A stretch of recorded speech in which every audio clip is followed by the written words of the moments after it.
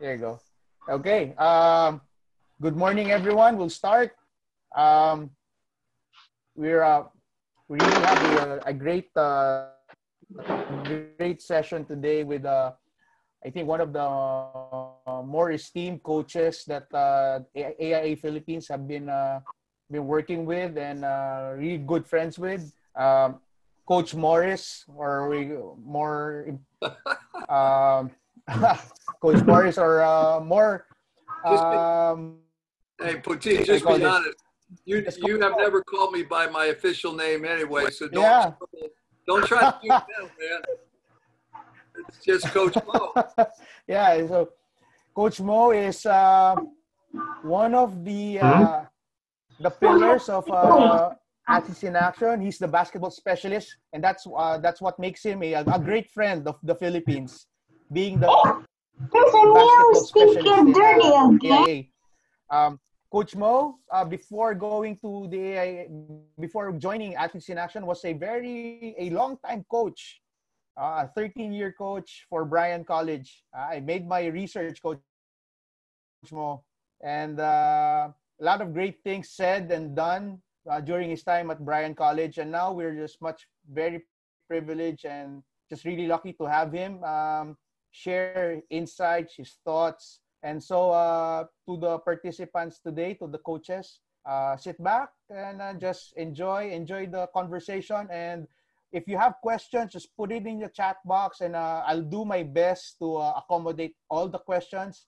And then hope the time together would be most beneficial for you right now. Coach Mo, Yes. if you want me to warm you up, or you wanna start? I said, well, maybe we should start with a layup line.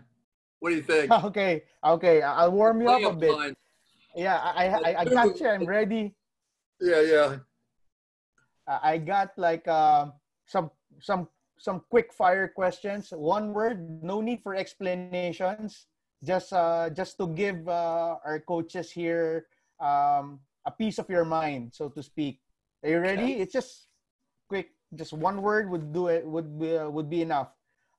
Who is your goat? Your greatest of all time? Who is it? MJ. Okay. Period. It's not.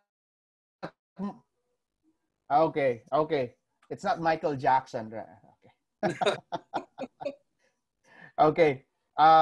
Second question is the player you want your point guards to be. The player you want your point guards to be.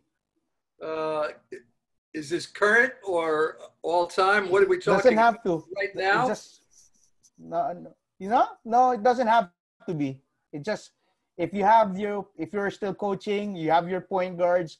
Who would you want them to be? To be like? Hmm. Yeah, you are a beautiful little snake here. Uh, we're going with MJ again, or EJ. Eddie Johnson? Eddie Magic Jordan. Johnson. Magic Johnson. Irvin Johnson. Okay. Yes, because I want to win. Okay. Fair enough. You know, you Magic. got to How lead. about your shooting guards? Two of them? Two No, or just one? no, just one. One shooting guard. Just one. Yeah, that's a problem because I want like 8 shooting guards on my team. The object is to put the ball in the hole. No, but if you I were was to just tell joking. your shooting if you were to tell your shooting guards to be someone like, who would it be? Mm.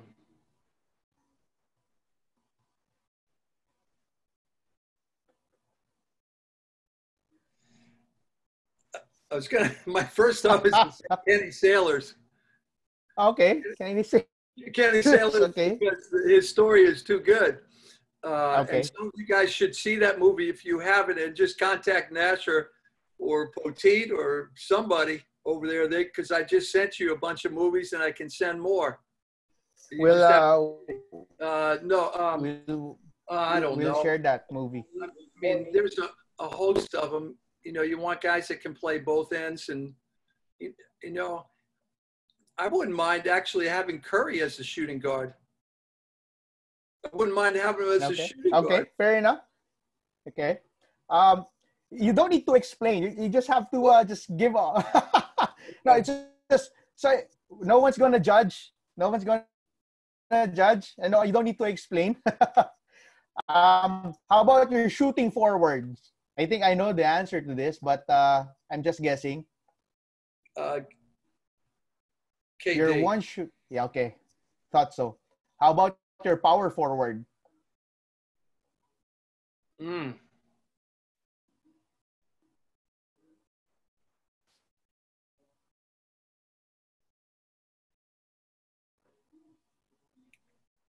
You ready? I think Yeah. Tim Duncan. Okay. TD. Of course. Of I want to course. win. How about your center? And that's the last of the player you want to be section. Your center. Kareem. I want to win. Bill Russell. Nah. I Okay. did. Russell's close. Kareem. Okay. Maybe last question would be the coach you wanted to be like. Did I want to be like Yes. When you Jesus? started coaching, and maybe even now, the coach who you wanted to be. Jesus. He never lost. I mean, come on. How about I mean, okay? that was in No, the association. Yeah. basketball coach. Basketball coach. Yeah, probably Phil. Probably Phil. Okay. John Wooden. John Wooden. Yeah. John Wooden. I watched your interview on the podcast of Decal. It was a great one. I'm going to tell the coaches also to watch that. It's on the website. Okay. Your podcast with Decal. That's a nice interview altogether. Uh-huh. And for the coaches, okay, it was just like a warm up for Coach Mo. If you want to get at it with him about the NBA, or you allot a whole day, minimum a whole day with Coach Mo. Those questions were just for warm up, no. And so much further ado, I'm just gonna give the floor to Coach Mo, and then I'll just try to inject some thoughts, or maybe some questions that might be relevant to while you're talking. Is that okay with you? Yeah. You've Okay. got, Poteet, you've got like unlimited timeouts you can call on me. Okay. You can coach me.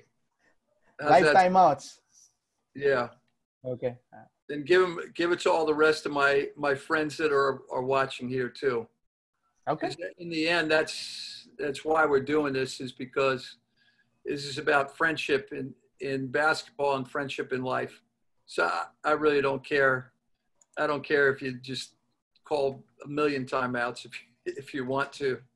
But I do have some thoughts. I think the first one, I just noticed it here. So can you see that? Is that backwards to you?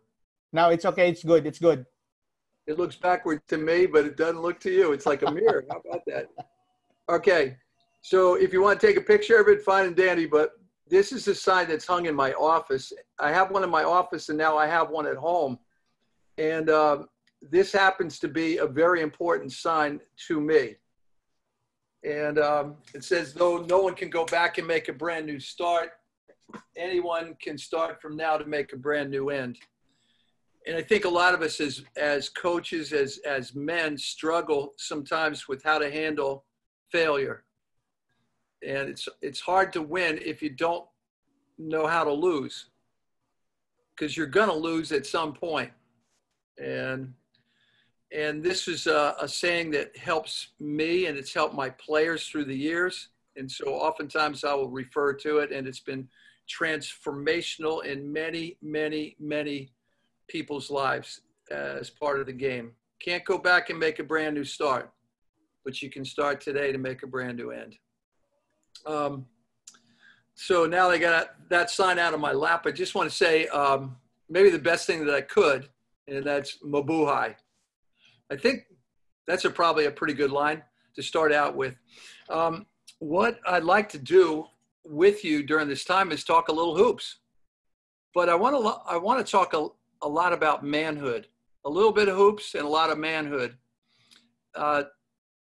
My apologies if there's females that are listening, but it's Father's Day here in the Western Hemisphere, and you guys just came out of it, and I'm not sure exactly how emphasized it's been in your personal lives, but I want to make sure that we cover ground there, because it's hard to separate your manhood from your coaching. It's hard to separate your manhood from your play.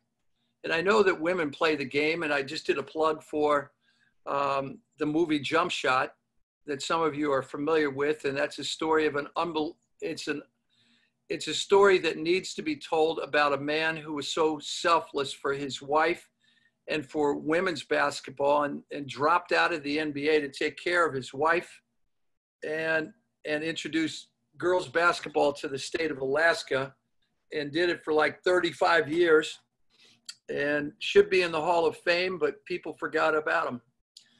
But tonight I want to talk about manhood, some hoops and some manhood. I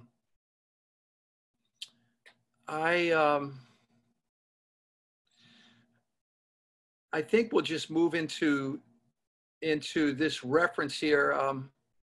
I don't want to forget this. Poteet, I sent everybody, I sent you a document that you could pass on to everyone, and it's called H Time. And it's kind of self-explanatory. Oh, look at that. No, that's the manhood document. The other one, H Time, is it's an exercise that I have used over the last 20 years for every single team that I've ever coached. And oftentimes I find myself in situations where I have to put together a team that hasn't been connected at all and build something special in a fairly quick amount of time. And I have never had any regrets, and nor have the players and the staff, my assistants and so forth, they've never said, gee whiz, that's a waste of time. So there's the document in front of you, but make sure that the people who are watching sees it. It's been transformational. It's a great exercise. And basically what it does, it taps into the power of understanding before being understood. It taps into the power of social cohesion over missional cohesion or task cohesion. I mean, there's two different ways that a team can be held together. One is the mission, and second is the people. And oftentimes we forget about the people, and all we concentrate on is just the mission.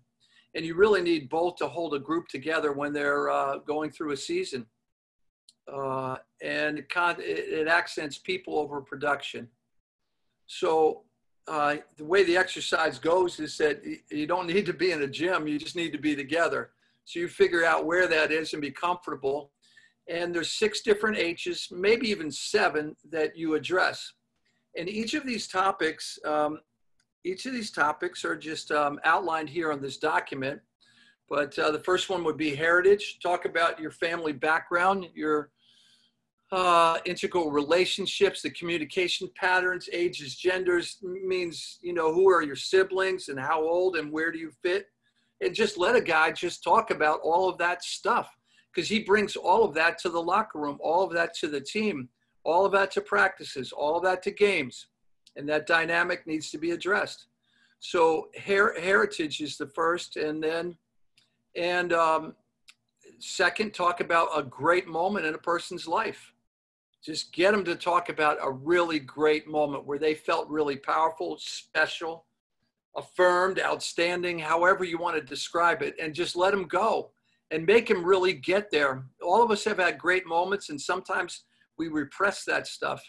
And then there's the bigger picture. You can go on to talking about a hero in your life, talk about a hardship, something that really hurt badly to you, and then talk about a hope. some kind of hope that gets you up in the morning, that keeps you going. What is it that gets you and keeps you moving forward? And then if you want to, you can have fun and talk about a honey, that's someone special. Talk about her. And maybe if you want to throw another H in there, you could talk about humility. But this can be done either by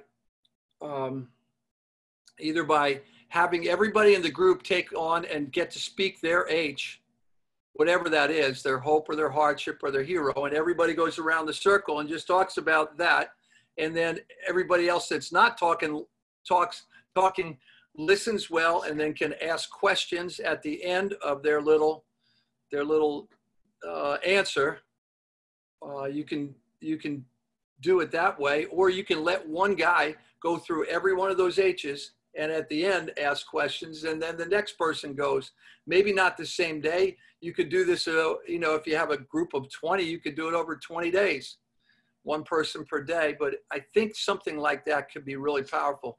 Every team that I've introduced this to, they've wanted to replicate it with their own teams. And I don't know that I've ever talked to all of you formally about that. That's a document that we specialize with athletes in action. It's just called Age Time. All right, we can move on. I want to show you a picture, and I sent that to you, Poteet. Maybe you can get that up. It's a real interesting picture. I just saw it today, and I said, let's just try to talk about it here for a moment. There's the picture right there, and I just want you to take a look at it. You got, what do you see in the picture?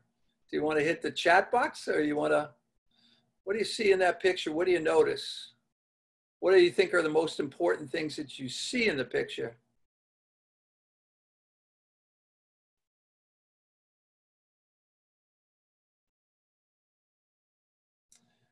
It's really kind of it's a fascinating picture, actually. I mean, at first it looks a little odd, but there's a message that's in this thing. See if you can pick up on it. And I'll just give you a little bit of a background. This painting was actually made on oil or canvas and oil paints, and it was made in 1936. So it's got some length back there. I think was that 84 years ago? And it's a man. He's sitting at a chair, and he's got some palette of colors in front of him, and he's painting a bird.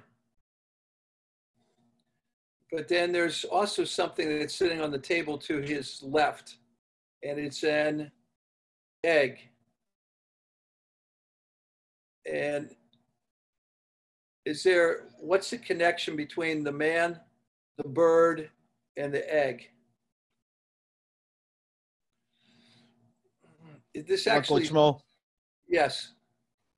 Yeah, most of the coaches here saying it's the painter is just looking at the egg optimistically, or just seeing the future, or primarily the potential of the egg. That's what the painter is seeing, and that's why he's painting a bird.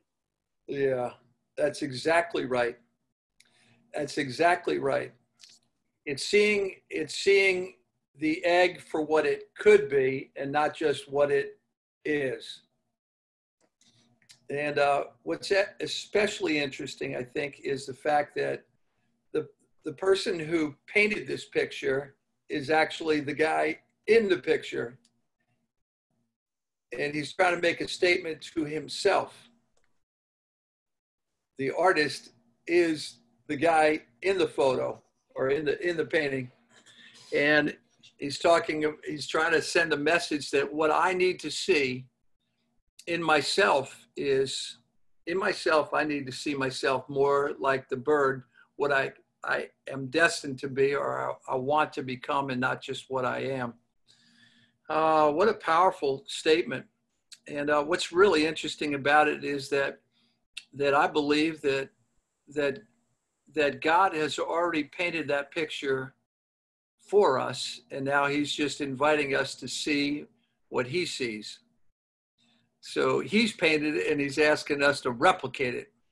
So for whatever it's worth, I thought that might be a valuable little lesson for us, because oftentimes what happens is we see our failures or we see the things that keep us back, and we tend to look at ourselves as we are and don't really get very far along into showing ourselves for what we could be, or having a well-formed view of the way that God sees us. I think we struggle with that, and this is just a reminder. And really, as coaches, isn't this some of the goal of what you're really trying to do with your players? Aren't you trying to help them to see themselves for what they could be and not just what they are? And I hope that ends up being encouragement to you. A picture is worth 1,000 words. Okay, you can get rid of that. You can get rid of that, and let's go back and let me see a little more of what's going on here. Okay. All right. Can we talk a little bit of basketball here? So the other night, I had a chance to spend time with 3 NBA coaches. One that coaches for the Charlotte Hornets, one that coaches for the Boston Celtics, and a third one that coaches for the Denver Nuggets. And I asked them a question. The question I asked was, what do you think is the key to your effectiveness as a coach? In other words, what makes you really special? Like, what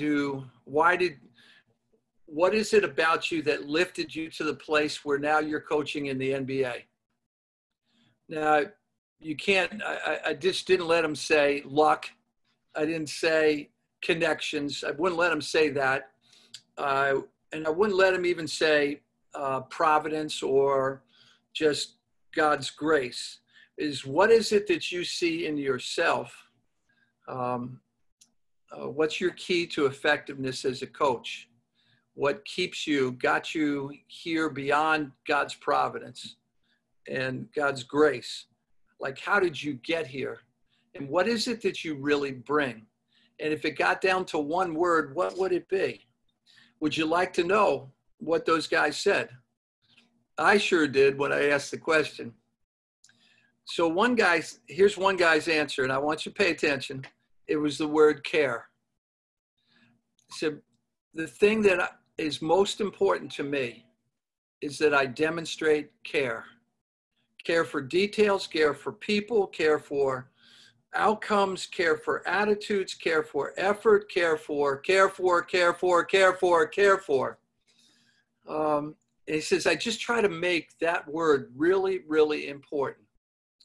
Another guy said, I am nothing. Like, my career took off when I really got good at practicing mindfulness. Mindfulness is an awareness, just an awareness of more than just myself and what I want and what I need. But he just kind of expanded that, that understanding of the word mindfulness or awareness, and then just try to raise the ceiling, raise the width of his understanding of the word mindfulness. And then the third guy said, you know why I feel like I'm effective? Like, I know that I get effective and I stay effective is when I just concentrate on others. Others, not myself. I don't think more of myself. I don't think less of myself. I just think of myself less, and I make room for others. And so those 3 words I thought were very interesting and really very important. And these guys are fast rising. They're going to be, I think those guys are going to be the names that you're going to see as head coaches in the NBA in the future, because they're getting it right, and they're getting it right now. All of them are somewhere between their late 20s and their late 30s. But care, mindfulness, and others are their words. Let's see, where else Where else could I take you here right now? I'm just looking at my notes and I've got a bunch of things that I'd like to go over with you. I think, you know what? Coach Mo, sorry. Coach Go Mo. ahead. Just to give a background with these three assistant coaches from the NBA you're talking about, Yes. they sound so wise beyond their years being in the NBA. But just for the sake of all the coaches listening, how old are these three coaches? Because I saw the video, I saw that talk you facilitated with those three coaches. They sound so wise beyond their years, but how old are they now?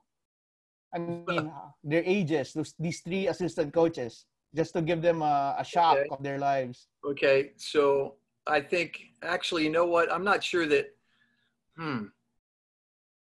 you know what? Right? Come to think of it, two of them are in their two of them are probably 32 years old. And the other guy's like 38, 39, 38, 37, something like that, which is all pretty young. I mean, remember, Spoelstra started out that young, you know, didn't he? How old was Eric Spoelstra when he first got to be a head coach? I don't know, maybe early 40s? I'm sorry, who? Eric Spoelstra, come on. He's one of your yes, yes. great basketball minds. I think Well, yes, early 40s, yes. I think so. So I'm sure that we've got guys that are that age that are on the screen here tonight. But I just know that you're going to get wins in life. You're going to get wins in life. You're going to get wins with people when words like care and mindfulness and others are like central words to just the way that you operate. And Poteet, I'm glad that you watched and I mean, you saw it. And so I'm not making this up. That's what you heard those guys talk about. And it was impressive. And you said they seem like they're wise beyond their years. But that's because they've chosen really great words that become the baseline of what makes them operate. And they're finding, meteoric rises in their careers because there's something that's powerful and there's something that's attractive about those things. I can't see but you guys can help me just for fun here. I'm going to throw out two words and you tell me which is more important. I'm going to play a game with you guys. All right. Overcoaching or undercoaching, which one is better? Just type it in the chat box. Overcoach, undercoach.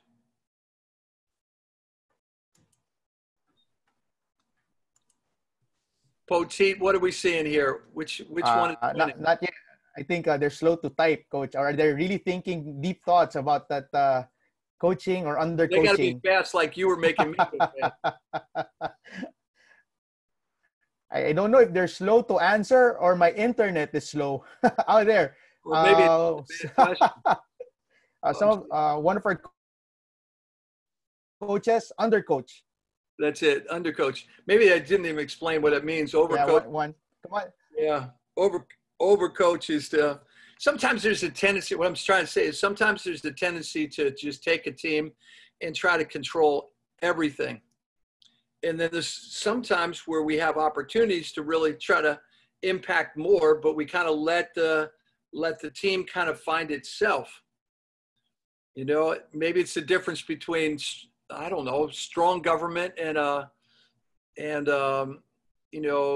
let the people decide, a democracy or something, which way is a better way to grow a team. Well, we got 4 under coaches to 0 over coaching. So, okay. So you'd rather not try to do too much. You'd rather do a little and then just ramp up. Okay.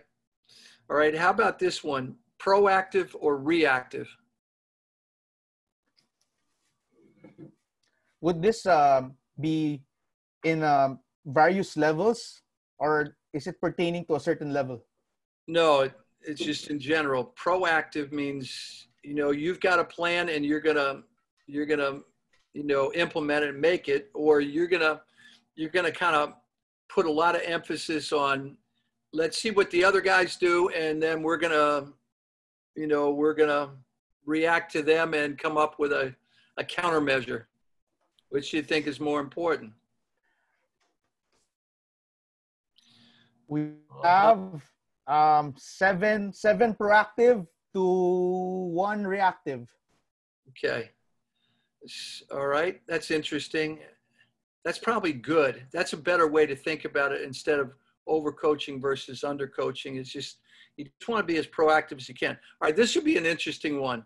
Ball movement. We're talking about, the subject is ball movement. And let's just talk about, is it best to move the ball on the deck? In other words, the dribble, or move the ball in the air. So you're just going to respond by deck or air. How is the ball best moved?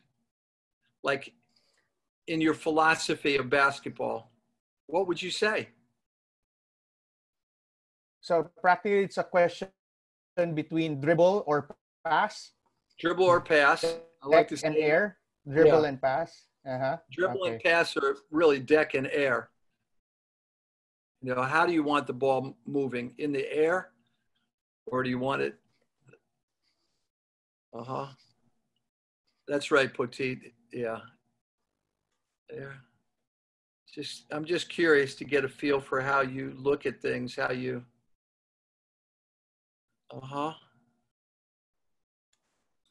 Here's somebody. They think it's both. Okay.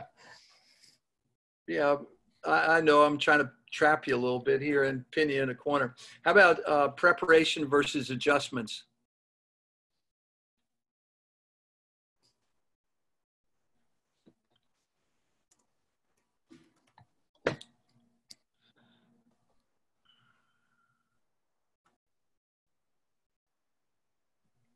Preparation or adjustments? One is interesting. It's a little of both. Yeah. Well, it always is going to be with these questions here. I can't tell you this in my findings here regarding this last question. I found that at the NBA level, the preparation is so good by everybody that the separator is not the guys who prepare versus the guys who don't. The separator is the guys that prepare versus the guys who are really good at making adjustments at that level. Just an interesting, I think most NBA coaches would say the really good coaches are the coaches that can prepare and adjust. And it's hard to do because then you have to decide that you're just going to scrap what you just prepared. And that's hard to do mentally. It's hard to do from a pride standpoint. There has to be an element of humility that will allow you to release and forgive yourself and not feel like you're going to lose the trust of your players. Okay. And just for the fun of it here, how about assist to turnovers as opposed to assist to field goals? Like when you're looking at stats, which stats do you think are more important? The assist to turnover ratio or the assist to field goals? So you just type ATO or AFG. What would you say? The assist to turnover ratio is more important, or is it the assist to field goal ratio is more important? ATO or AFG? Okay, just get you thinking here. I'm waiting for Nash to say something. I don't know if I've seen him say anything. It's just. Well, most Gonzalez, it's my man. It's a balanced group right now. Okay, all right. I'm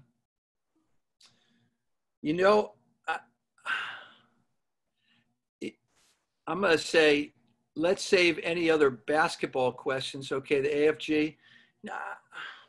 Man, I struggle to know which one is going to be more important. The assist to turnover. I think most people would say that, but if you're one that says that, if you really believe that basketball is about sharing, then the assist to field goal ratio could be more important to you. And if you're one that, thinks about ball care and we're not going to score if we turn the ball over, You're just not, I don't know. That's just simply, that's like a ball care thing. And the other one's more of a shooting thing, how we're getting our buckets. But those are good stats to at least look at. I'm not sure exactly how much you look at. I think a lot of coaches look at assist to turnover ratio, but not a lot of coaches look at the assist to field goal ratio. I just don't. And I think it's more of a key stat than most people think. Okay. This last question is a bit quite revealing for personality of the coaches. Depends on their answer. I think an assist to turnover ratio would mean someone who's more concerned about committing less mistakes. Right. And an assist to field goal ratio would kind of tell you that you don't care about making mistakes, more courageous, and just making sure you make the field goal. Make the field goal, and how you get the field goal is it in a high assist to turnover ratio, like closer to a 1-to-1.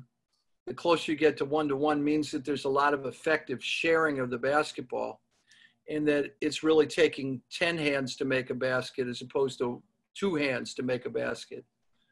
And the better the sharing, the better the sense of team identity that you're getting, a sense of teamwork is being forged, and that everybody feels like a contributor to what's going on. That was a good pushback, Poteet. That was. I want to take you in a different direction. Can I just talk to you about manhood? But it has an effect. It has an effect on how we coach basketball, because you just don't coach basketball, you coach people. And so I want to talk about five principles of manhood that I think that, quite frankly, that God outlines. Like, if you're a man, this is the way that I want you to function. And when you do, you're going to become fully alive. And just let me talk about those things with you. The first principle is accepting responsibility.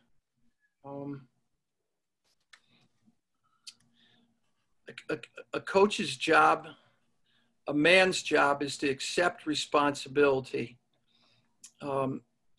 It's funny how blame shifting can get in the way of a lot of stuff, and it can get a man in trouble.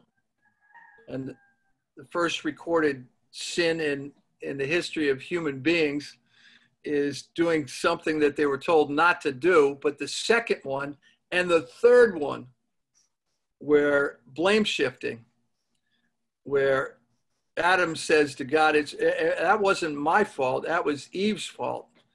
And Eve says to God, no, it wasn't my fault, it was the serpent's fault. And this pattern of blame shifting is more deadly than we think. And it erodes from us the idea of accepting responsibility. A real man not only accepts responsibility for his actions, he even accepts responsibility for more than just himself.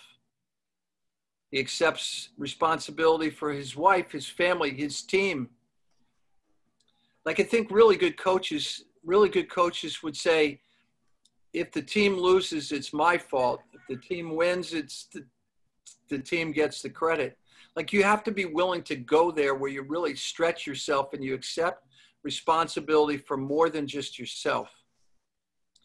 And the Bible talks about bearing one another's burdens. And if somebody's overtaken in a fault, the one who's not overtaken with a fault, it's your responsibility to help the brother who did fall. And most of the time we don't think like that.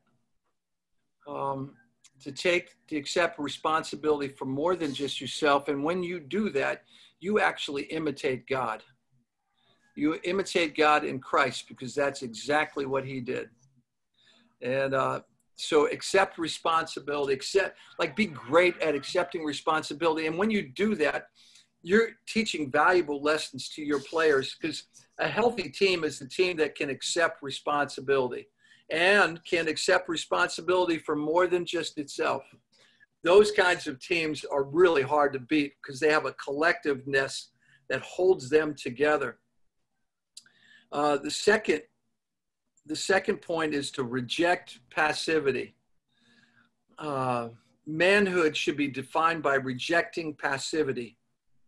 In a world where men are increasingly living on the couch, like I actually think that we do, remote controls don't even make you go up. Like when I was a kid, you had to actually walk up to the television and you had to get out of your seat and walk up to the TV in order to change the channel, to turn it on, to turn it off, and to change the channel. Now you can sit in a chair or a sofa and you can just use the remote.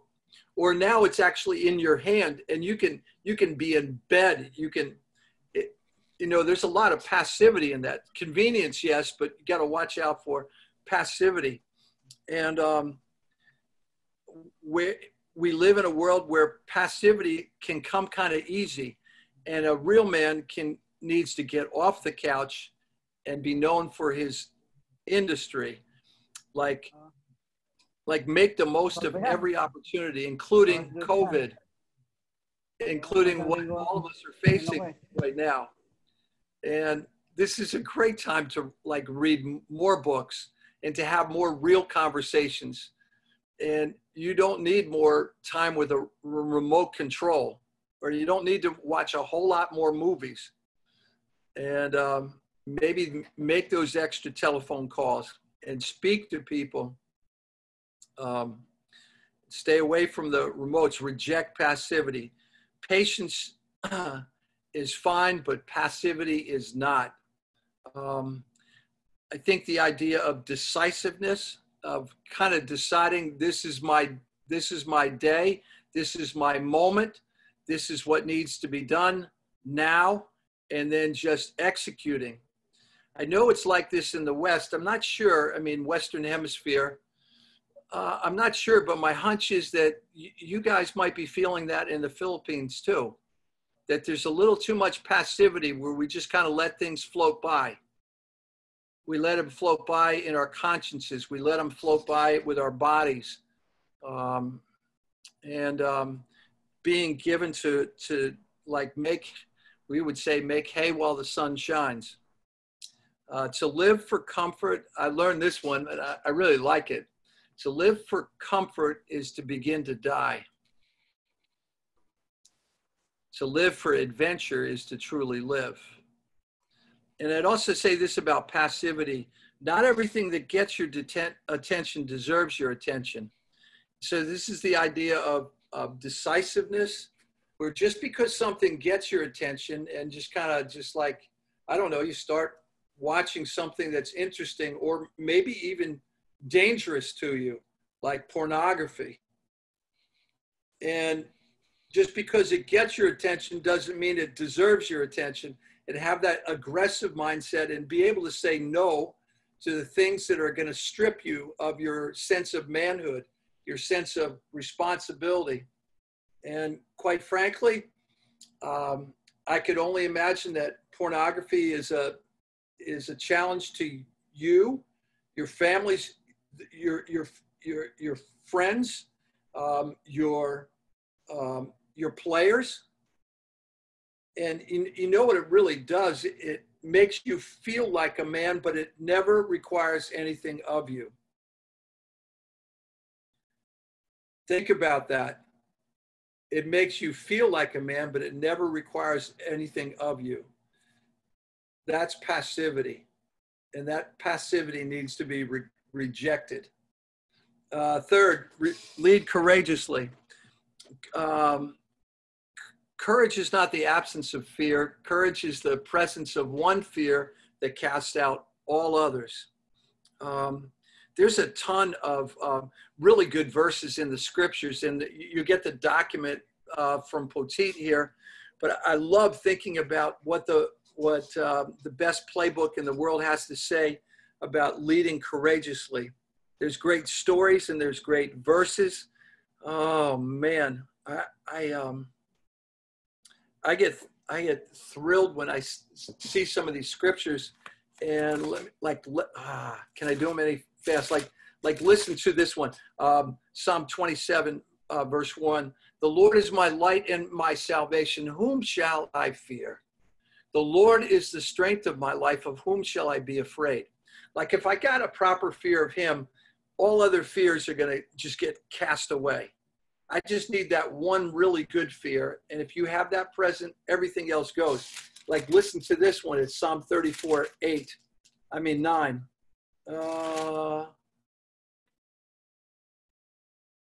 Here it is. It says, fear the Lord, you his saints, for those who fear him lack nothing. Fear the Lord. When you do, you will lack nothing. It's such a great feeling when a man gets to the point where he is entertaining no fears. And that happens when we have a proper fear of the Lord installed in our lives. So whether it's disaster, whether it's money, whether it's health, whether it's a fear of losing, whether it's a fear of abandonment, a fear that a marriage is going to collapse, that I'm going to get fired, all these things, fear the Lord, you his saints, for those who fear him lack nothing. I look at things like that, or Psalm 62:7 is so good. And it's been so good to me during COVID. And I want you to hear what it says. It says, my salvation and my honor depend on God. He is my mighty rock and my refuge. My salvation depends on God. My honor depends on God. He is my mighty rock and my refuge. And to take that just a little bit further, when we say my salvation depends on God, that means my rescue. Every man is going to find himself in need of rescue at some point. I mean, you may think you can check all the boxes, but you can't. In need of rescue. And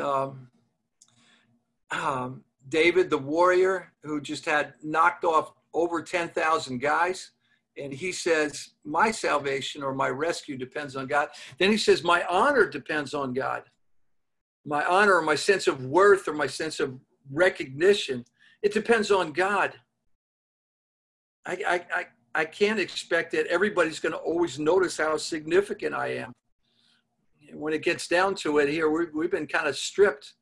It's no sports right now. No sports. So where are you going to get your worth from? Sense of worth or your sense of honor? I'm just talking about things that happened 5 years ago. And some big game that you coached, or 50 points that you scored in a game. I've done that multiple times, and it just doesn't hold value. So anyway, those are a couple things, a couple verses to think about. Leadership is not measured by popularity. The time to be right is when everyone is wrong. I know that leadership is lonely, but that's part of leading courageously. Courage is not a physical thing as much as is a moral thing. I want you to think about that one too. So a few years ago, I was with Coach K, Coach Michalski, and the chairman of the Joint Chiefs of Staff. That's the guy who is the military general that's over top of the United States Marines, Army, Navy, Air Force, and Coast Guard. And he was just retiring, and he said, you know what I'm telling my leaders right now? We don't need any more physical courage in our country. We don't need that. We're pretty good in that area. We know how to fight. But what we really need is moral courage. Leading courageously means leading morally courageous. And then fighting heroically. Wow. All men die, but not all men truly live. And so part of the sense of being heroic is being able to say I can face death, but what I really want to do is to truly live. And until I'm willing to die, I'm not sure that I'm really able to live. And the odds don't matter, matchups don't matter. Who you belong to makes all the difference in the world. I like to tell my teams that I coach, look, I want to help you to feel like you're learning how to be David in a Goliath world. Because the world is really a lot bigger and more formidable than we think. And to take your men and teach them a valuable lesson of how to live like David in a Goliath world. There's a little statement that I've become fond over the last few years, and it's an equation that goes like this. E plus R equals O. E plus R equals O. O stands for outcome. That means what happens. What really happens, what results in the end, the outcome. But what makes the outcome happen is not just the E, which is the event. The event equals the outcome. In other words, what I'm doing, a game or that I'm, some experience that I'm having. E stands for the event. The event is not the same as the outcome. There's one other thing that gets added into that. That is my response, the R. It's the event plus my response equals the outcome. And so when you're involved in some kind of, struggle where you have to fight for something, fight for a win or fight for, through competition, and it's gonna test you. It's not just what happens to you, not just the event, but how you respond to the event that actually determines the outcome. And then the last point on manhood is expect a greater reward, God's reward. So real men defer their gratification. They realize that there's rewards that are awaiting if they'll just hang in there. The weak men are the ones that try to cash in a hurry, and they rush the process. But real men say there's things that are worth waiting for no matter how long. Deferred gratification shows real mental and emotional toughness. And if you want your teams to be really good, and if you really want to be effective, you have to defer your gratifications. Don't cash in or don't cave in. Deferred gratification marks real manhood. Instant gratification kills your manhood. It leads quickly to an open grave. I have a friend that I think that you know or you're aware of, that you get your NBA broadcasts oftentimes through TNT, I would imagine, Turner Broadcasting. And his name is Ernie Johnson. Ernie is in the network studios with Shaq and Kenny and Charles. And you know how Ernie Johnson signs every email that he sends out? It's really interesting. It's 3 words. You ready? Trust God, period. Expect a greater reward, God's reward. I love how Ernie finishes up those emails. So that's a little framework. You're going to get the document so you can go over it through Poteet, I hope. And let me see how much time we've got left. We got like no time left. Do we? Really up to you. They're all ears. But we can have it like 15 more minutes if you want, if you're still able to. No, yeah, you know what? Yeah, I don't want to indulge you guys here. Maybe I could tell a couple quick stories. Could I do that? Yeah, go ahead, Coach. Go ahead. We're all ears. We're all ears. So we were talking about this idea.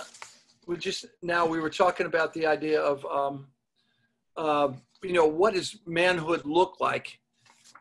Manhood, your manhood, and the guys that you coach, teaching them to accept responsibility and reject passivity, and to lead courageously and to fight heroically and expect a greater reward, God's reward.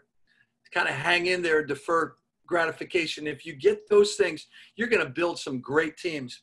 So I'll give you a couple of examples in the basketball world.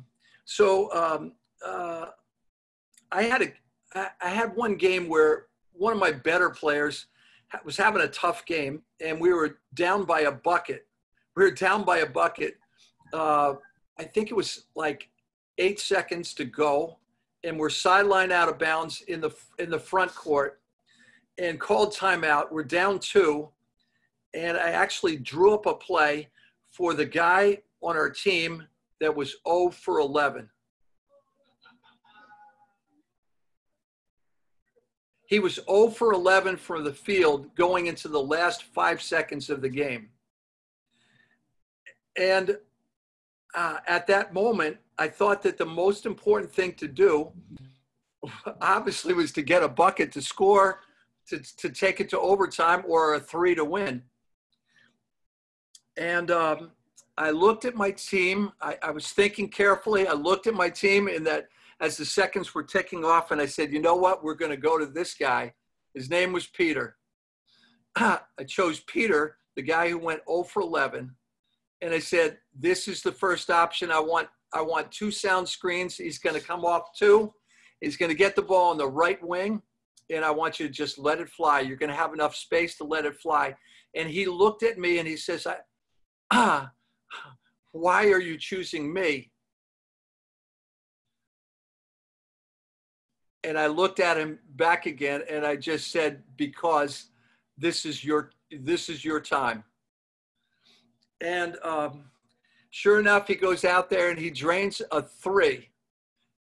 He drains a 3 with 2 seconds to go, and then steals the inbound pass. The ball is sitting in his lap as the game ends, and we win by 1. And I think it was just a few years later, there was another kid. He was playing for the University of Memphis at the time, and I had him on a summer tour. He was a lanky shooter, and he was playing for a coach that's fairly well known in the United States named Josh Pastner, who's now at Georgia Tech. And he started his freshman year, and every game as an 18, 19-year-old, Coach Pastner would leave him in the game until he missed. And then whenever he missed, he took him out, and he never would put him in the game the rest of the game. And I thought, that's a tough way to live, because as soon as you miss, you're coming out, and you're not going back in. So he went through his freshman year and his sophomore year, and things just only got worse. And pretty soon he said he couldn't take it. And finally he came to me for a summer experience, and we were playing a game against the junior national team in China. And he was having one of those meltdowns again, but I wasn't about to take him out necessarily. And towards the end of the game, it was a pretty tight game, and his name was Drew, and we called timeout, and he came off the floor, and he says, I can't hit anything. And I looked at him and I said, Drew, guess what? You're not coming out of this game until you hit a shot. And he went out there and knocked down the very next shot, and we ended up winning the game on a floater by C.J. McCollum, who should be a name that's familiar to all you NBA fans. But there's times where you have to speak life, and you have to speak courageously, and teach guys to be heroic or courageous with their own sense of failure. There's another story about a guy named Randy, and Randy had some horrible self-talk. Have you ever coached a guy that's got horrible self-talk? The things that he says to himself are just so destructive. So Randy had this way of just cussing himself. he cursed himself out. He never cursed me out. He never cursed his teammates out. He never cursed the opponents out. He just always cussed himself out. And finally, one day I said to Randy, you know what, Randy, we're not living like this anymore. I've discovered something, because most of the time he would cuss under his breath. But the things that he said to himself were just awful. And I said, Randy, we're not living that way anymore. You're a good player. I know that you'd help our team. You've been a 2-year starter for us, but I'm not taking this. I'm not living one more day with you living like this. You are not going to self-destruct. So I told him that he had 1,000 laps to run under a manager's care, 1,000 laps. And may I remind you, gentlemen, that 1,000 laps is a long time of running.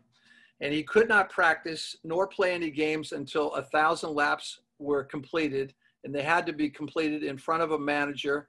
And they set up cones around the gym so that he couldn't cut any corners, and he had to run completely at each of the 2 sidelines and each of the 2 baselines. And he had all that time to think about what he was going to say to himself.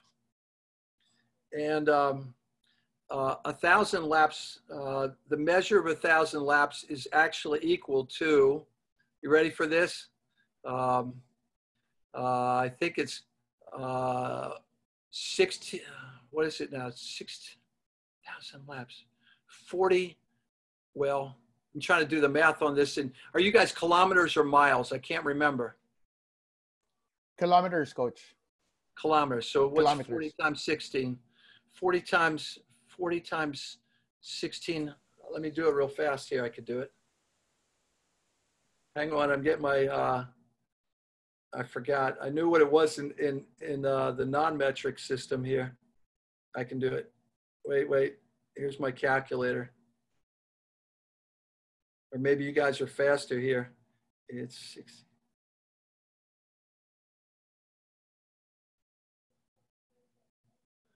$64,000 meters. Think about that. 64,000 meters is what I had him run. That's a long time to think, and it's happening in the middle of the season. But you know what? That ended up being a tremendous win, because God used those 64,000 meters for him to get his attention. And it was a big gamble, because we could lose games, and he was going to, and his legs would be dead for the next 2 weeks maybe, but 64,000 meters. But it was worth it. And that guy now, I don't know, it's maybe 15 years later here, said that was the best and most important thing that ever happened to him in his life. So I don't know. Those are just examples of helping guys to do this very thing of accept responsibility, reject passivity, lead courageously, fight heroically, and expect a greater reward, God's reward. And I don't know, those names just came to mind today. I just got another message from a guy that I coached 25 years ago, and he was just apologizing for the fact that he wasn't bought into the very things I just talked about with you, and how sorry he was. And I haven't talked to him in probably 25 years.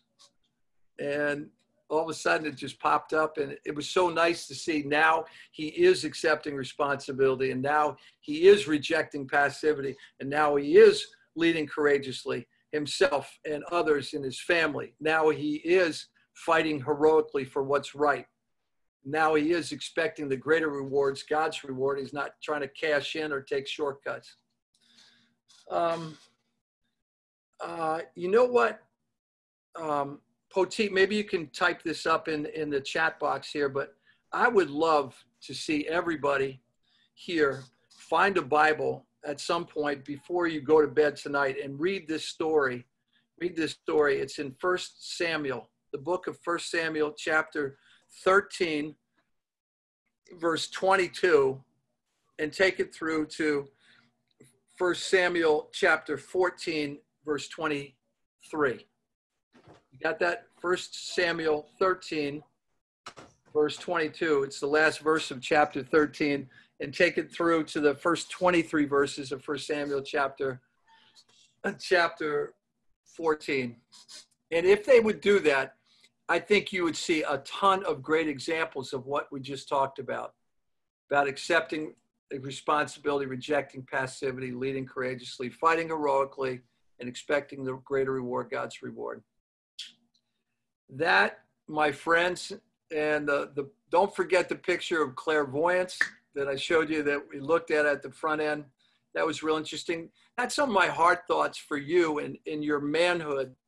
A little bit of basketball snack here and manhood. And if you have any questions, throw them out to me now. If not, I hope you have a great day. I'm turning it back over to Poteet. I'm here as long as you want me to.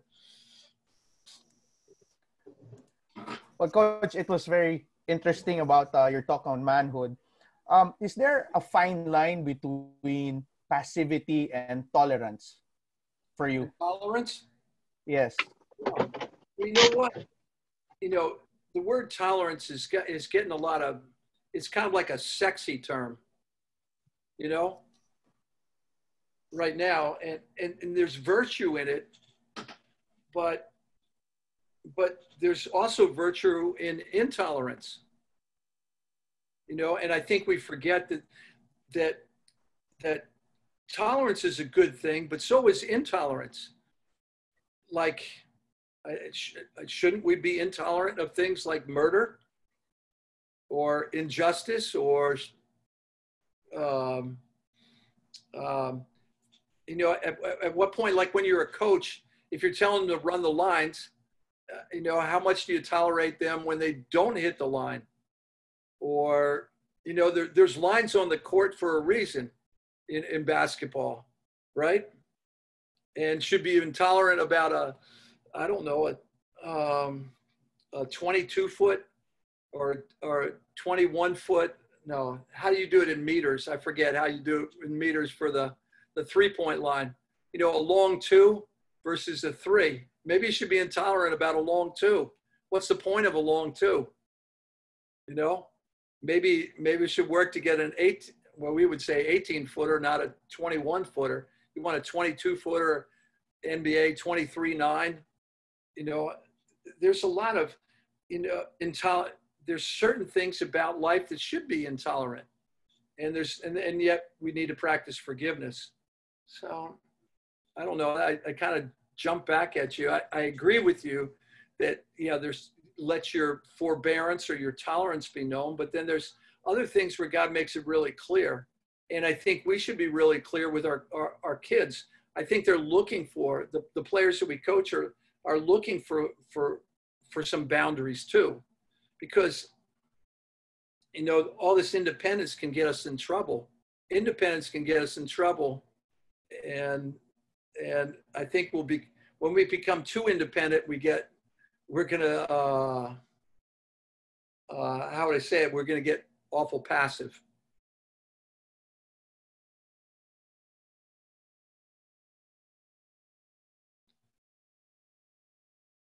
Can't hear you. Okay. I can't hear you. Yes, now. I got muted. I think, I don't know, but I think as a people here in the Philippines, we're more tolerant of things. Unlike, I think, in the States, where people really are more intolerant and they really speak their mind, while us as people here, we're more, I don't know if it's passive or tolerant or it's just the same. But as coaches, we sometimes bring that that value with us. Yeah, the mentality of not rocking the boat too much. Any words of advice in respect to that for us to break that mold? Yeah. So I have a son who has become a pretty much of a world-class runner, and I'm really proud of him. And if the Olympics were being staged this summer, he was a candidate to represent the United States at the Olympics. We'll see if he can qualify next June for the Olympics in Tokyo. But one of the things that he wrote and put on a piece of paper, just just kind of took on a piece of paper like this and computer paper and just put on his bedroom door all through junior high and high school. He wrote these words, and I want you to hear them. I think they're really good. It says, all that's necessary for the triumph of evil is that good men do nothing.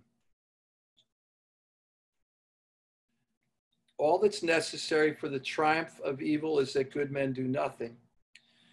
And it kind of points us to the fact that our passivity can really get us in trouble. And we need to have lines like this that I just shared you to just kind of kick ourselves in the pants, to not allow us just to follow the line, not knowing where it goes.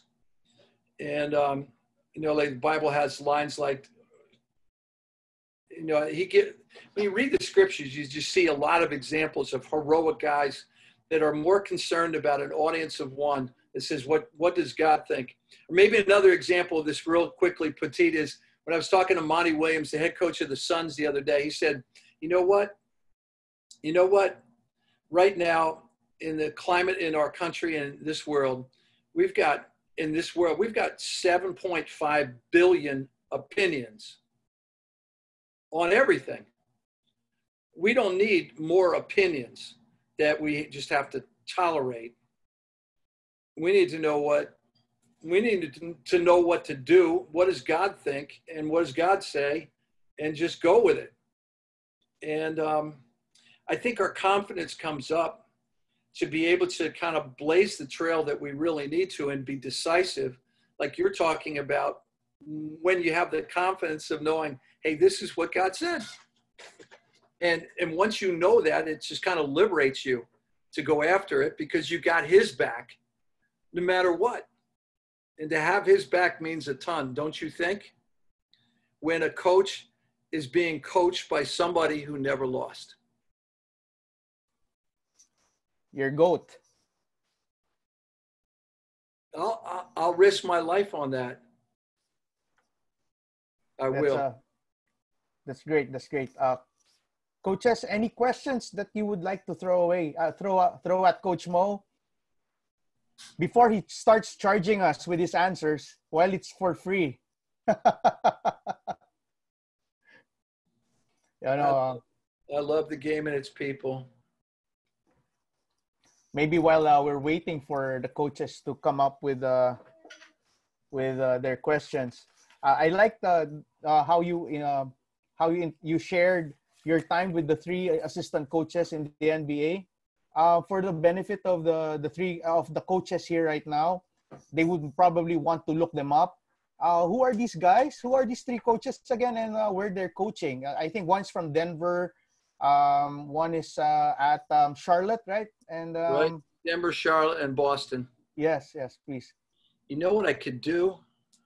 I might be able to do this real fast here. Is I could actually send you the link and let guys watch it. Oh yeah, I'll send it to them. I just got it today. Let me see if I can find it real fast. The link with the Notre Dame guys already out. Yeah, it's on. Both of them are on YouTube now. Let me see if I can find it. Stank. I want it so we could get the link out to everybody. We could get that from you later, and maybe we'll send it to them. Would it be easy? Would that be okay? Yes, I think. But it's so timely. Coaches' names? Yeah, Ron Norrid. Ron Norrid. He's the one in the NORED is with Charlotte. Yes. And the second one, here's the link. I got it. And the second one is Charles Klask, Klask. The one from Denver. He's from the one from Denver. He's the one from Denver. And the third one is Joe Mazzulla. And Joe Mazzulla is from Boston Celtics. Mazzulla is Mazzulla.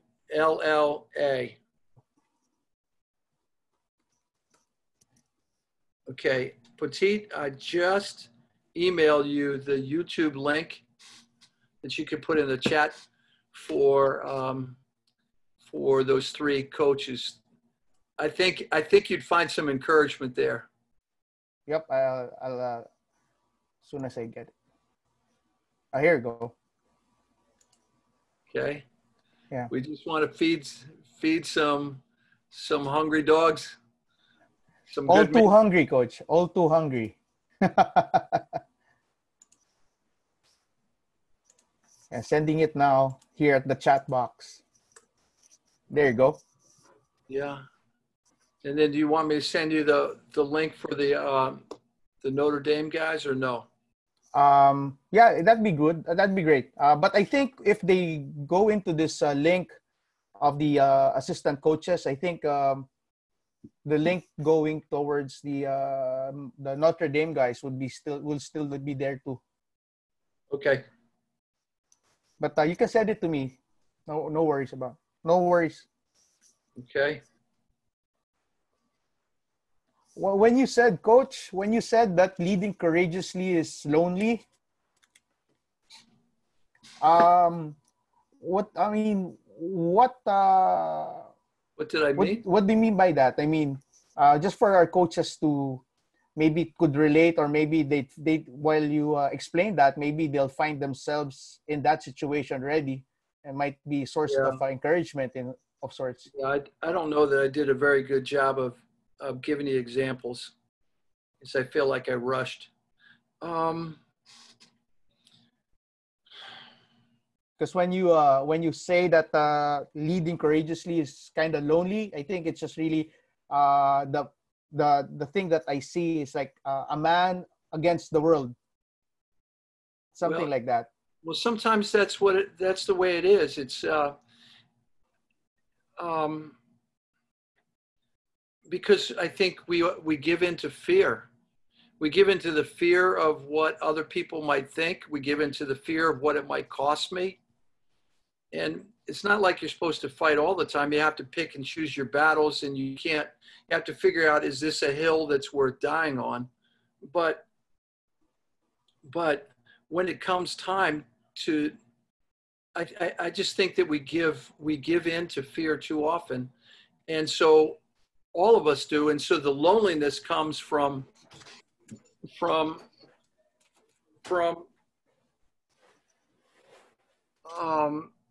most people are just give up. And so if most people give up, you find yourself standing there alone. But the stories like this, like in 1 Samuel 13, at the end of 13 and into 14, are just, it's a fantastic story. Like, it should be made into a movie. It's a story about one guy, and his name is Jonathan. And the setting is that the whole country has no metal. Like, all the metal has been taken over by the enemy. So there's no way to make any weapons. This is an ancient story from 3,000 years ago. So how would you feel? How would you feel if you were a country that's being attacked by another country, and there's only 2 swords in the whole country that are made of metal? Everything else you've got is just sticks, wood. How would you feel? Would you feel like fighting? Or would you feel like just kind of just, I don't know, just hope for the best? Just hope that they'll go away. What would you do? Well, that's how the story opens up. And this guy, Jonathan, who was the son of the king, he had a sword, and so did his dad. But all the leaders in the country were just sitting around in the shade, and they're afraid to do anything. And Jonathan just takes off with his armor bearer. So it's just him and a servant, and they go after the whole enemy. And watching the dynamic of what they said to each other and what they did and what actually happened was just fantastic. And that's what I mean by being lonely. There was only 2 guys in the whole nation. In the story of David and Goliath, there was only 1 guy. It was just David. Nobody else would do it. And so You know, I like to say to myself, the time to be right is when everyone else is wrong. Because there's moments where, when you're really honest, you said, you have to get to that point where you say, enough is enough. Enough is enough. And I think the Lord gives us courage to face those moments, to face our own fears, or to face the enemy of, enemy inside me or the enemy around me. I just do. But it can be lonely. Somewhat similar to maybe a coach who stands by his principles despite maybe a losing season, despite Absolutely. maybe upper Absolutely. management just pressuring them to win at all costs. Man, my whole coaching career has been like that. They said, how could you do that? A lot of guys wanted me to cheat with the academics, or cheat with money, or, hide things from people so that they don't know. I said, why? I'm rejecting that passivity. I'm rejecting it. I'm going to gamble on God. I just am. And it feels so much better to do it that way. I feel free and confident. I do. You see, there's something else I believe, is that it's not just about winning and losing. You have to attach honor to the process. And you win with honor and you lose with honor. And that's something that I think I told you that story about KD and winning with honor and lose. Did I, like, while they were playing Cleveland in 2018? And I just told him straight up, no, it's not about winning this game. It's about winning with honor. And so that he came out of the locker room drenched in champagne after the first 5 minutes. I was standing outside the door, and he comes over and pushes through the crowd, and I'm standing right there by the locker room door. And the first words out of his mouth were, win with honor. Most people aren't saying that. Most people won't say it because they're afraid of the cost. But I think he learned a valuable lesson that day. At least that was the first thing out of his mouth. That's pretty cool. Don't you think? Yes, exactly. I mean, a man of his stature talking about winning with honor. That's a favorite word of yours, Yeah. honor. You got to do it the right way.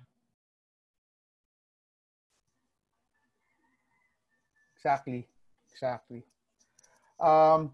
Hate to burst your bubble, but we got like 5-7 minutes left. Is that okay with you? Yeah, I'm good. Maybe we really haven't had a lot of questions yet. Maybe they're just overwhelmed with everything you've been sharing, and they're lost for words. So maybe a question would be, not really a question, but maybe an advice to the coaches that we have here on how to be successful at where they are, and how to maybe just the perspective that they should have during this pandemic, this lockdown, because a lot of coaches here lost their jobs too. So a bunch of reasons, maybe good or bad reasons, but nevertheless, they were out of the jobs because of the lockdown. Maybe any words of encouragement and advice for them? Wow.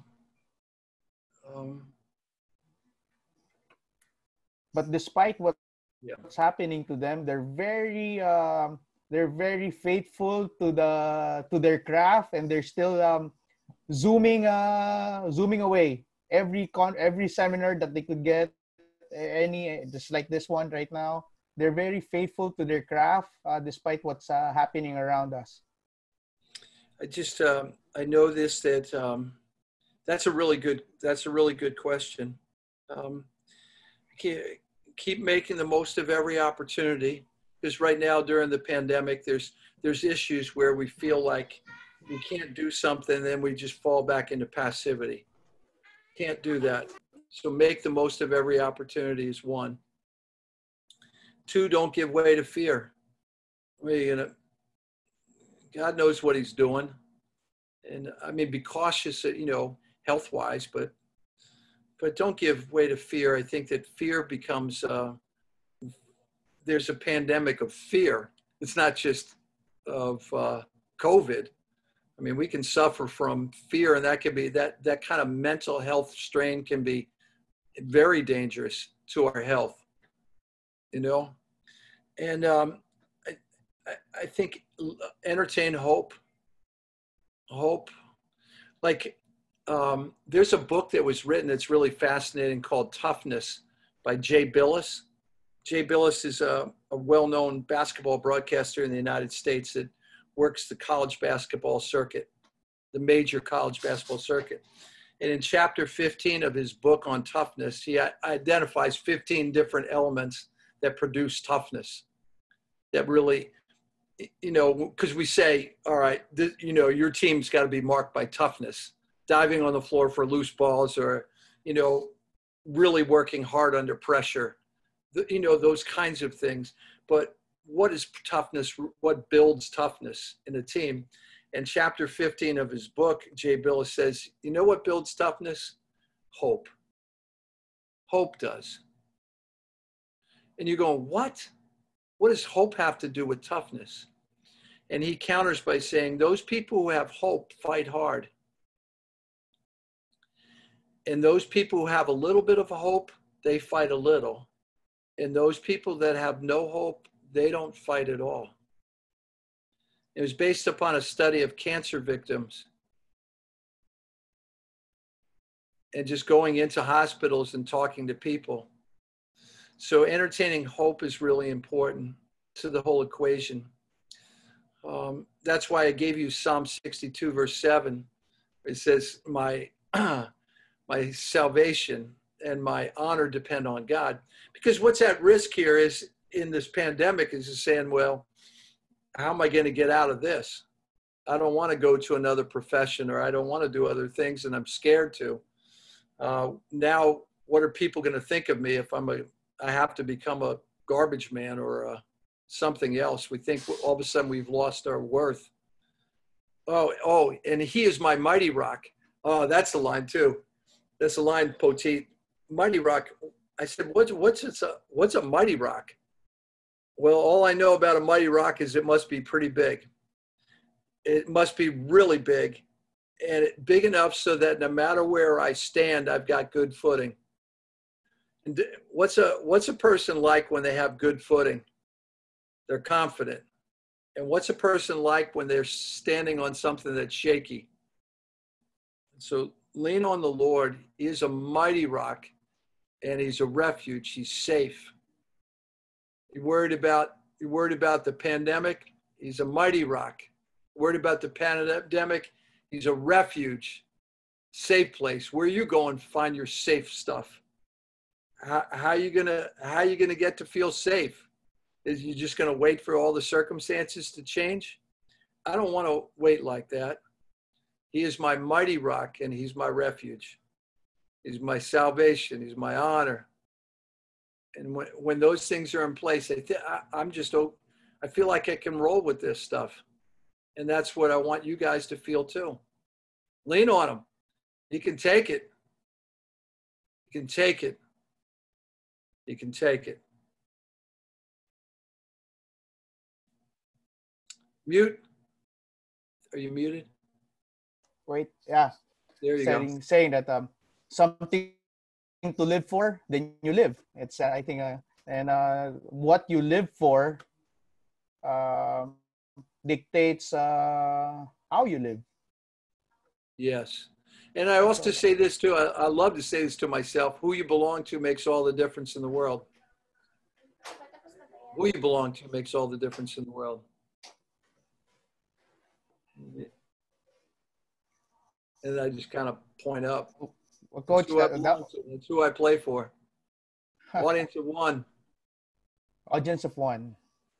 Yeah. Big time. Big time. Right, Tody? Yeah, great. Right, Rennie? Right, Manolito? Yes.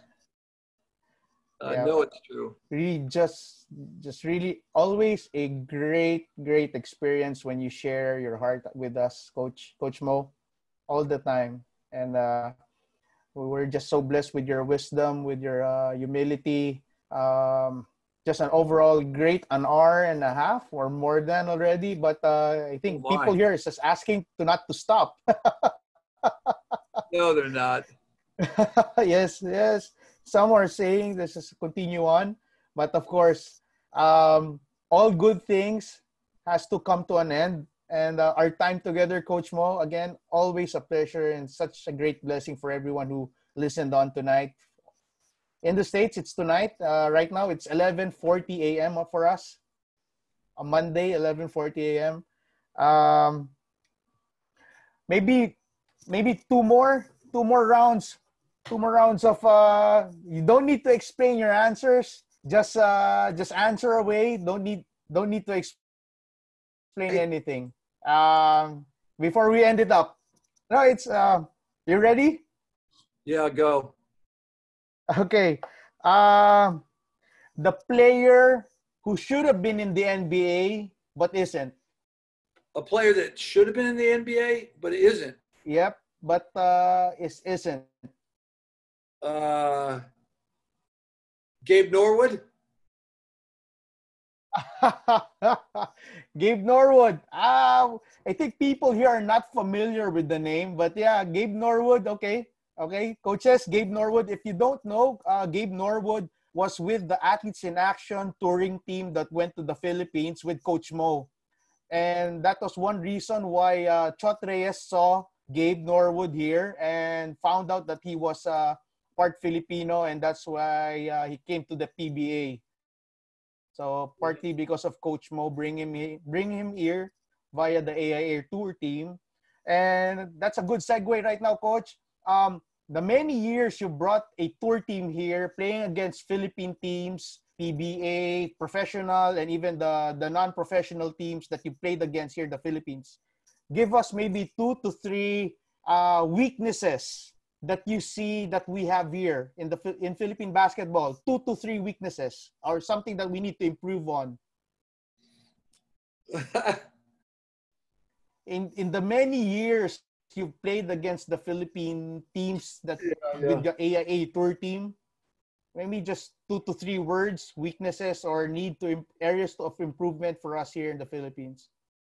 Um, my first answer is a little playful. I'd like to see what we can do to feed you just a little bit differently so that you grow taller players. We do have that 7'2" kid who's now in the G League, Kai Soto.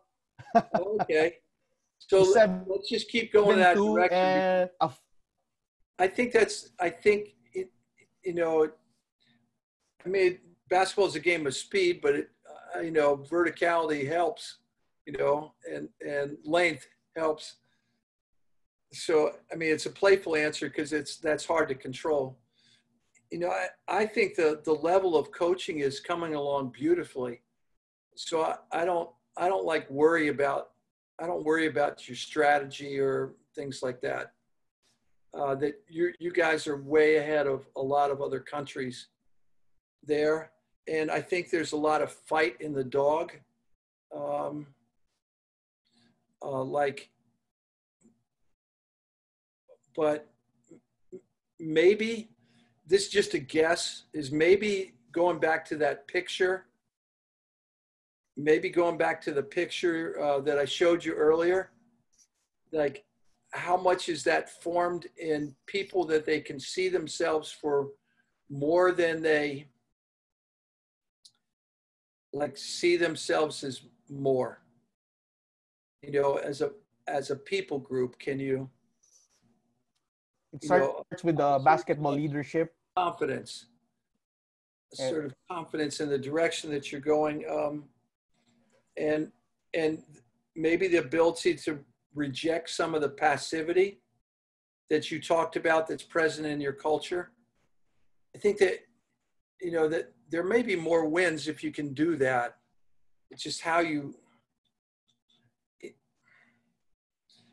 you know, I don't know how much time coaches spend in that area as opposed to the X's and the O's, because that can go a long way. I think as good as the X's and O's are in the United States, I think that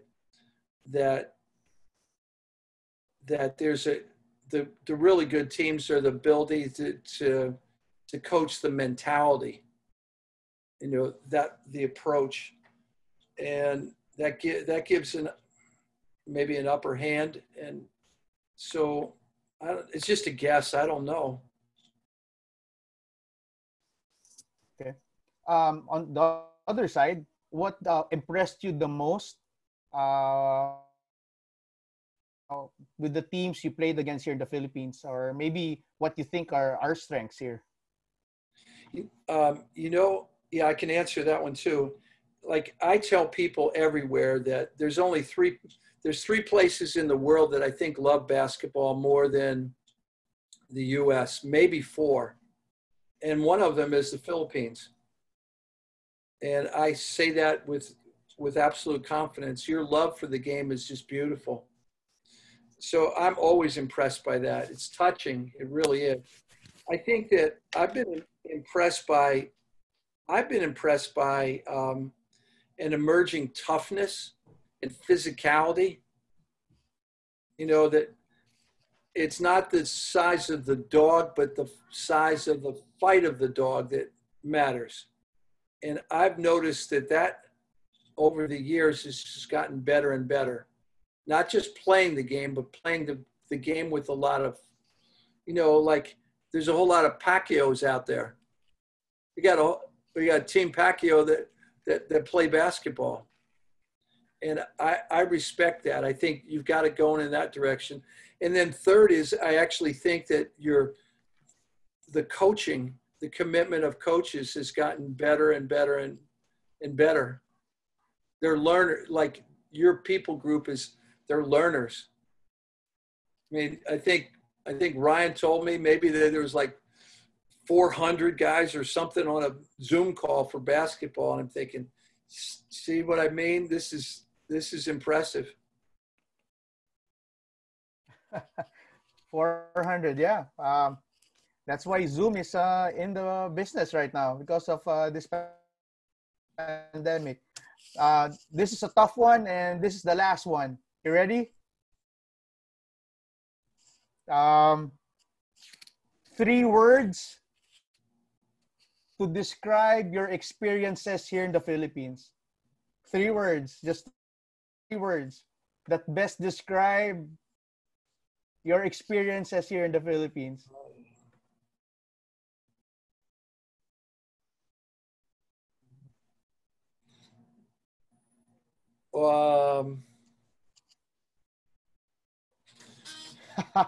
Almost heaven. Almost heaven. Yeah. I've loved my time. Almost heaven. Is that what? Almost heaven? Yeah, almost heaven. I love it. Well, thank you, Coach, for your time. I know we can talk like the whole day about everything and anything, but of course we have to end this. But to the coaches right now, stay tuned. Maybe we'll get Coach Mo for part 2 sometime in the near future. If Coach Mo busy schedule, one of the busiest coach that I know of, Coach Mo, always busy going around other schools, other teams, just really taking the time to take care and just encourage other players and coaches. Much the same. Love the game and its people. All it take was just Rennie to make me a good fish dinner. And coffee. Yeah. And coffee. I love you. Thank you for just inviting me into your lives. Yes, thank you, Coach. And I hope to meet some of these people. I don't recognize all the names on here, so we'll give them the time now.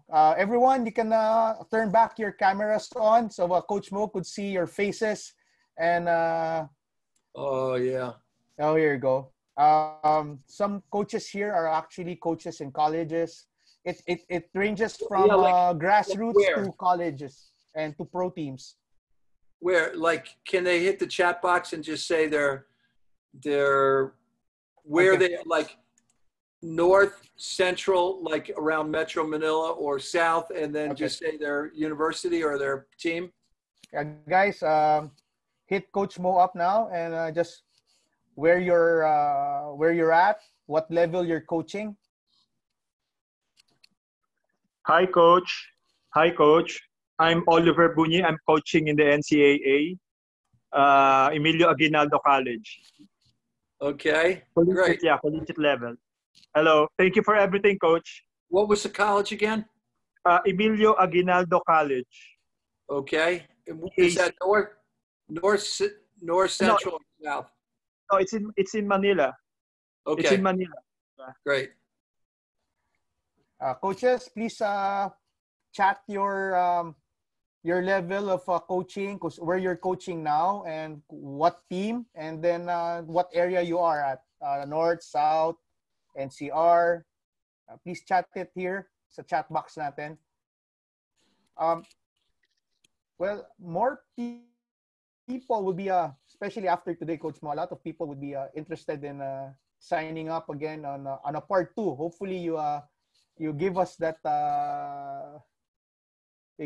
time, not now, but on your convenient time. Maybe a part 2 would be really great. You know what? You're really good at asking the questions. I don't think I should prepare anything. I should just sit here and you just ask the questions. Thank you, Coach. Thank you. Some of the people here right now are actually people you've met already when you went around the Philippines. They were your hosts. Wow. The AA teams hosts, like and yeah, we have a lot of coaches here from grassroots to the semi-pro leagues, semi-pro level, and your time with us, always a pleasure. Coaches, that's the time we have. It's already 11:51 a.m. And Coach Mo, what time is it now?